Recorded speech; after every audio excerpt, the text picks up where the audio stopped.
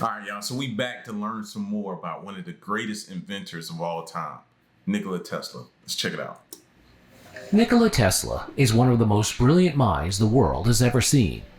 However, this boundless genius came at a chilling price. The incredible secret that has recently been uncovered shows us the depths that truly lay within the physicist's soul. Are you ready to discover the true character of Nikola Tesla? Then simply hit the like and subscribe button and stay tuned until the end. But beware, after our video, your perception of the genius will be forever changed. Tesla the Visionary. Only a few scientists are surrounded by such a magical aura as Nikola Tesla.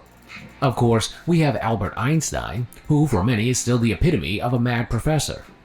On the other hand, there is Thomas Edison, more of a shrewd businessman than a scientific visionary, who is retrospectively seen as Tesla's relentless adversary.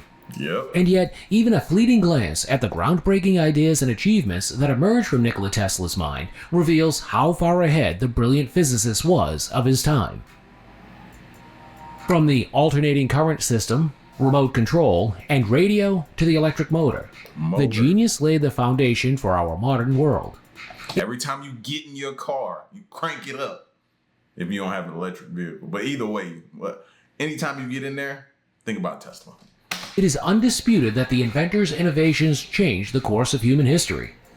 Against this backdrop, it may seem somewhat strange, but not surprising, that Tesla is still revered by his followers as a kind of god.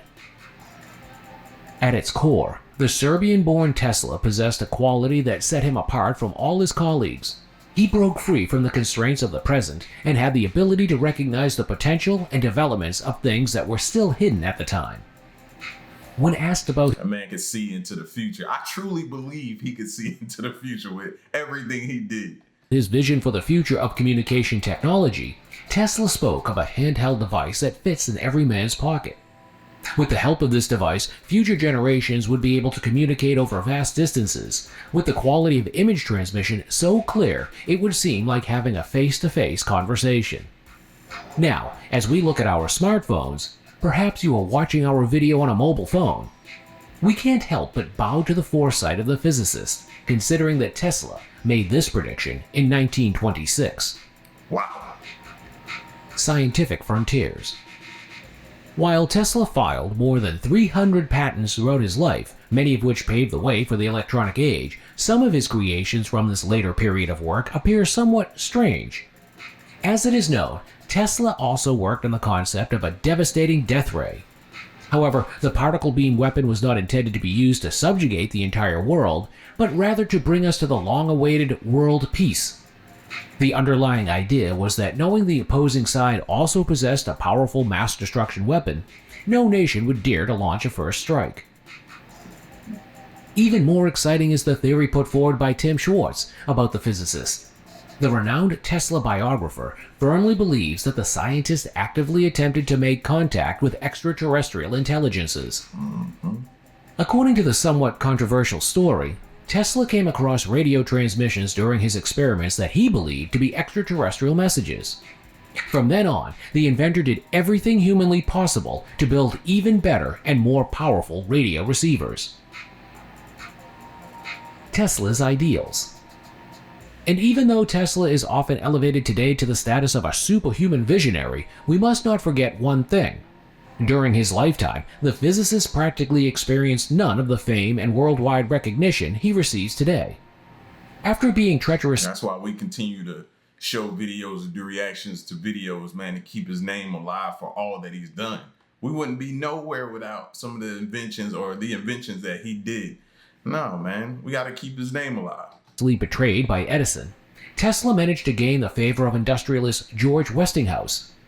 Westinghouse recognized the potential of Tesla's alternating current system, leading to the establishment of dozens of power plants that supplied countless American cities. Despite Edison's dirty smear campaigns, in which he heavily attempted to vilify alternating current as a dangerous devil's work, Nikola Tesla could have become one of the richest men in history. As he was entitled to royalties for all applications of his alternating current patents, Tesla was owed around $12 million in the late 19th century, not to mention the billions that would have come in the future.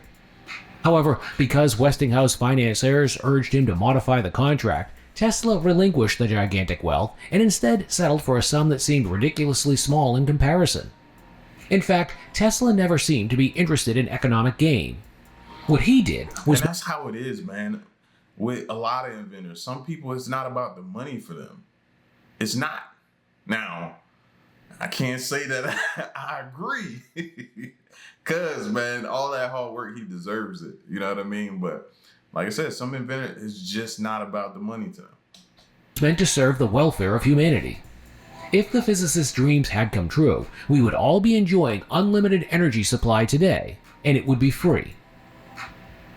Against this backdrop, the final chapter in Tesla's life appears to be all the more tragic. He died on January 7, 1943, completely lonely and penniless in a New York hotel. The other side. Okay, admittedly, up to this point, Nikola Tesla appears to be an absolute exceptional genius who was somewhat naive from an economic standpoint and ultimately met a sad end. However, this is only half of the truth. In hindsight, the character of the physicist can confidently be described as peculiar. And that's putting it mildly. Other experts are more inclined to believe that the inventor suffered from a series of severe mental disorders. During meals, he had to know the exact volume of food on his plate at all costs. But anyone who thought he would then enthusiastically dig in would be mistaken. First, he had to build a tower out of exactly 18 napkins. The fact that 18 happens to be a multiple of the numbers 3, 6, and 9 was also no coincidence. Tesla was literally obsessed with these numbers. He would only check into hotel rooms with room numbers divisible by 3 and would always walk around a building 3 times before entering it. What may sound like an incomprehensible quirk to us held far greater significance for Tesla. He once said, and see, that's how some people look at it. I look at it as he knew something. Something made him do that. Now, are people just quirky? Absolutely. Absolutely. And normally, those type of geniuses are. You know, the great geniuses are. But that don't stop me from thinking that those numbers 3, 6, 9 or whatever he was thinking with him, he knew something or figured something out. If you only knew the magnificence of the numbers 3, 6, and 9, you would have the key to the universe.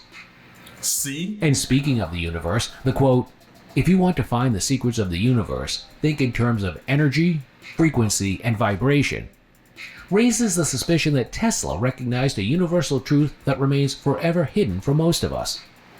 According to his own statements, Tesla claimed to have never slept for more than 2 hours per night. However, he admitted to occasionally dozing off to recharge his energy. Kenneth Sweezy once reported that Tesla called him at 3 o'clock in the morning to discuss a theory. When he felt he had found the solution to the problem, he abruptly hung up in the middle of a sentence. At times, the physicist is said to have worked in a laboratory without a break for 84 hours straight. Whoa. Furthermore, Tesla had a deep aversion to foreign hairs and round jewelry items. Allegedly, just the sight of a pearl necklace was enough to make the inventor physically ill. Disturbing incidents. In fact, the list of Tesla's eccentricities is much longer. Among other things, he strictly refused to enter into a romantic relationship, as he believed it would distract him from his work. Besides, Tesla not only lost his heart to the ladies of creation, but to pigeons. He even brought a cooing contemporary into his hotel room and allowed it to sleep in his bed. However, the peculiarities and incidents presented so far are nothing compared to what Tesla experienced after the death of his only brother. His brother died at the age of 12 in a horse riding accident when Nikola Tesla was just 5 years old. Some months after this traumatic event, the future genius was plagued by a series of disturbing hallucinations. Tesla saw countless flashes of light flickering before his eyes and felt as if the world were engulfed in flames. If one were to consider it, these very terrifying apparitions were what enabled Tesla's rise. As a background, the flashes of light were often accompanied by fleeting images that he had never imagined before. One of these literal flashes of inspiration is said to have laid the foundation for the alternating current motor. Moreover, it is said that Tesla would occasionally slip into trance-like states. The unsettling part is that during these episodes, he would converse with mysterious beings that no one else could see. lost Make you think he had a connection with the Anunnaki, don't it? For those who know what I'm saying. documents. As mentioned before, Tesla's lifeless body was found in his hotel room on the morning of January 8, 1943. However, a very strange incident occurred afterward. Immediately after the news of Tesla's death spread, officials from the Office of Alien Property Custodian showed up to seize the property of the deceased genius. Officially, this was done out of concern that the documents might be taken abroad. But then, how is it that countless Tesla documents have disappeared without a trace to this day? Are the sensitive records deliberately being withheld? And if so, why? What exactly happened to the files after they were confiscated remains unclear. After decades of pressure, the FBI finally agreed in 2016 to release about 250 pages of Tesla-related documents. However, this step only raised more questions in the end. 3 weeks after Tesla's death, Dr. John G. Trump was tasked with sifting through the papers to determine if they held any significant value. Specifically, the focus of the officials was on the mysterious particle beam weapon we mentioned earlier. If you associate the name Trump with a certain former US president, you're on the right track. John was the uncle of Donald Trump. Really? According to the released records, Trump concluded that the notes were primarily speculative and philosophical, providing no tangible basis for realization. However, Brigadier General L.C. Craigie expressed a different opinion, stating, "There is something to it. The particle beam weapon is real." And then there's the question of the files that remain untraceable to this day. According to the released documents, some FBI employees feared that Tesla's nephew, Sava Kosanovic, was passing the information to the enemy. As a result, the authorities even considered arresting Kosanovic. In 1952, a U.S. court declared the nephew the rightful heir to the state. Subsequently, Tesla's belongings were taken to Belgrade, where they have been exhibited in the Nikola Tesla Museum ever since. However, a mystery remains. If the FBI initially listed 60 crates in Tesla's estate, why did only 60 arrive in Serbia? Now, this story was in a lot of the news this week. A lot of the main newspapers and news portals online had it, for reasons that I can understand. We were on this story, well, the thick end of a year ago. Daily Mail put it this way: scientists claim they've recovered material that originated outside of our solar system for the first time in history. Harvard physicist Professor Avi Loeb said early analysis of metal fragments his team had recovered from the Pacific in June suggests they came from interstellar space, that's the area between the stars. The remnants came from a meteor-like object that crashed off the coast of Papua New Guinea in 2014, which Professor Loeb is not ruling out could have been fragments of an alien craft even.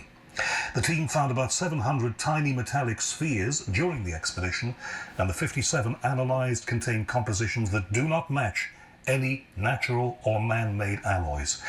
Avi Loeb has been a very busy man doing interviews this week with all kinds of media, so thank you very much for giving me some time tonight. Avi, how are you? I'm doing great, thanks for having me. What is it do you think you found? Well, we found the molten droplets from the surface of the object that entered the atmosphere on about a decade ago and was moving extremely fast, not bound to the sun.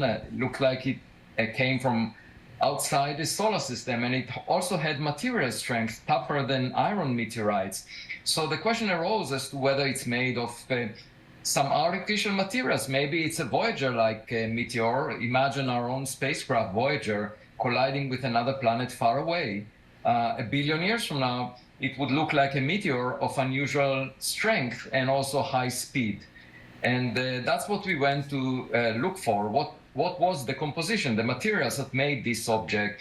And amazingly, we found those molten droplets, spirals, roughly the size of a grain of sand, a millimeter in size, on the ocean floor, about 2 kilometers deep. We found 700 of them, brought them back to Harvard University, and then analyzed their composition. And what we found is that the elements they are made of have concentrations that cannot be found in the solar system. For example, beryllium, lanthanum, uranium are at abundances of several hundreds times what you find in solar system materials. So that's an independent confirmation that the object came from outside the solar system, and the next question is whether it was artificial or natural. And for that, we, for example, want to find a bigger piece of the object in the next expedition so we can tell the difference between a rock and the technological gadget.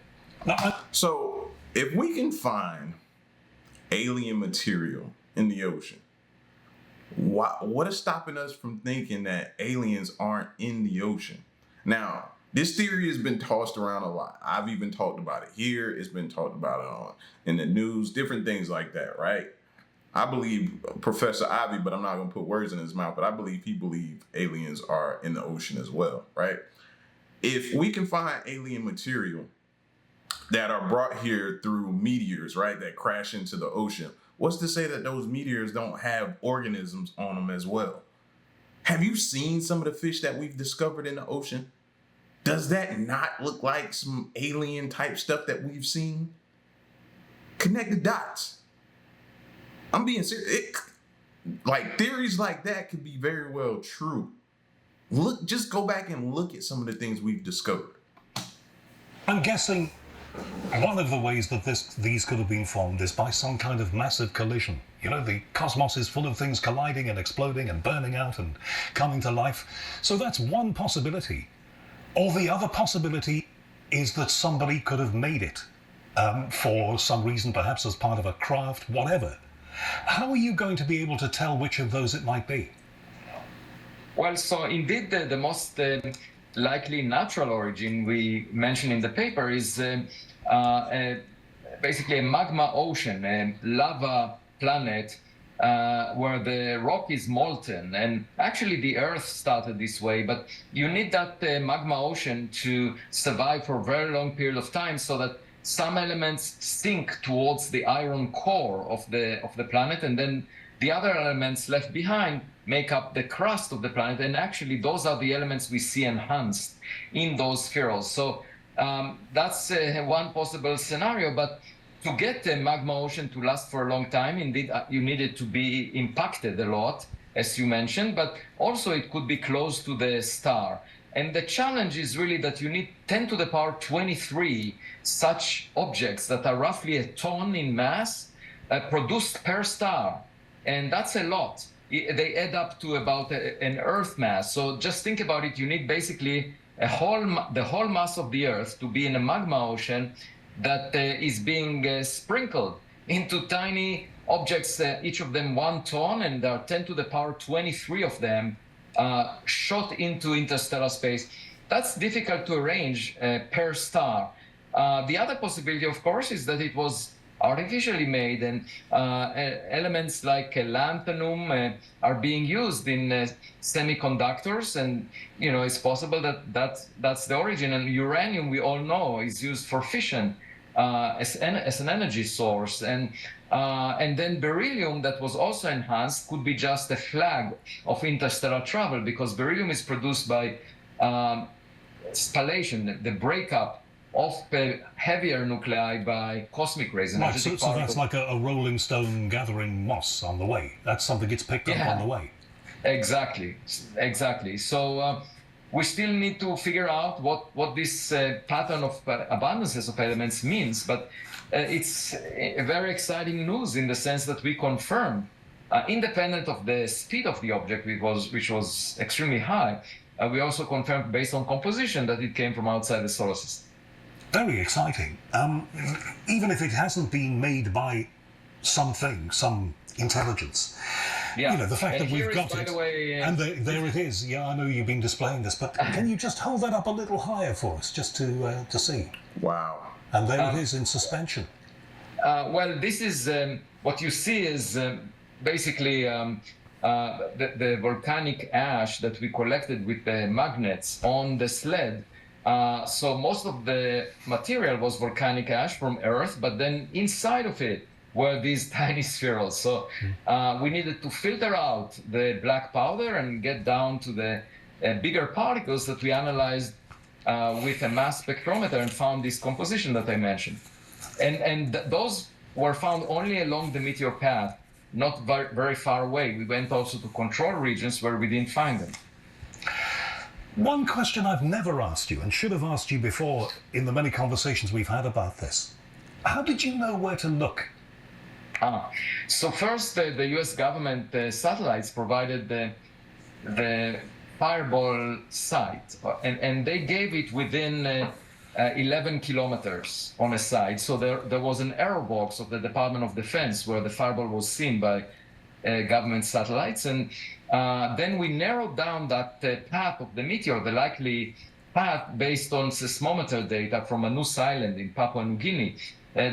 Basically, the seismometer detected this blast wave, the sound, from the explosion, and knowing the speed of sound, we could tell, based on the delay, how far it happened. And so that gave us a strip, which is roughly 1 kilometer wide and 10 kilometers long, where the meteor must have passed, and that's where we started searching, and we crisscrossed that region with the ship. So we did it 26 times back and forth in 2 weeks between June 14th and 28th. And as the American say, you hit pay dirt with that. You actually got what you were looking for and have now brought it back, which is, as we say, hugely excited. Not everybody agrees with you, as you know, Avi, and there was a guy quoted in the Independent newspaper in the UK here, and I'm just going to run this past you. I know you take all of these criticisms in good part. It's part of science and part of life. I get people who throw brickbats at me. Quotes. Steve Dash, astrophysicist, Arizona State University, said people are sick of hearing about Avi Loeb's wild claims. That was when you revealed details of the search. It's polluting good science. Now, there are a few people saying that kind of thing. What would you say to them? Well, when he said that, he didn't actually see the data. I'm just following the method of science, which is collecting the materials and then analyzing them in the laboratory. That's the way science works. I don't understand why he calls himself a scientist if he's opposed to the scientific method, which is collecting evidence, analyzing it, and reporting the results in a scientific paper. Any issues he has with that should be discussed with his therapist. That's not my problem. I'm just following the scientific method, and that's the way I did it with more than 1,000 scientific papers in my career. And by the way, I'm a scientist. I do the work of science. Many of these critics are bloggers or popularizers of science who are not practicing science. Talk that talk, Avi. Talk that talk. He don't let nobody come at him, man, especially about his profession. He don't let nobody come at him without him responding. The situation is similar to commentators that look at a soccer match and tell the players how to pass the ball. They are not really, they haven't really published a scientific paper for a decade, many of those critics. And so I'm doing the work of science, talking about it, and if they have a problem with that, they're not scientists. Well, indeed, and that's why you started the Galileo project, which is designed to look in a scientific method for evidence of perhaps life beyond us, which is something, again, we've talked about a lot. A quick thought, if you would, about what Arrow did this week. CNN reported it this way. The US Department of Defense has launched a website intended to be a one-stop shop for publicly available information on unidentified anomalous phenomena, UAPs. This site will also serve as an information hub of resolved UAP cases, including photos and videos, as soon as they're declassified, according to a Pentagon spokesman. This is part of ARROW, the All Domain Anomalous Research Office's, organization's remit. Is this going to help, do you think, or is this just going to bombard us with information, some of which may not be useful? No, I do think it will help, and I think it's a result of the US Congress showing more interest in the reports. And altogether, it means that the item of unidentified anomalous phenomena is now becoming more at the forefront of the Pentagon. So it will be managed by a higher-level administrator, the deputy, and so I think, first of all, it will bring more transparency to the information they're getting.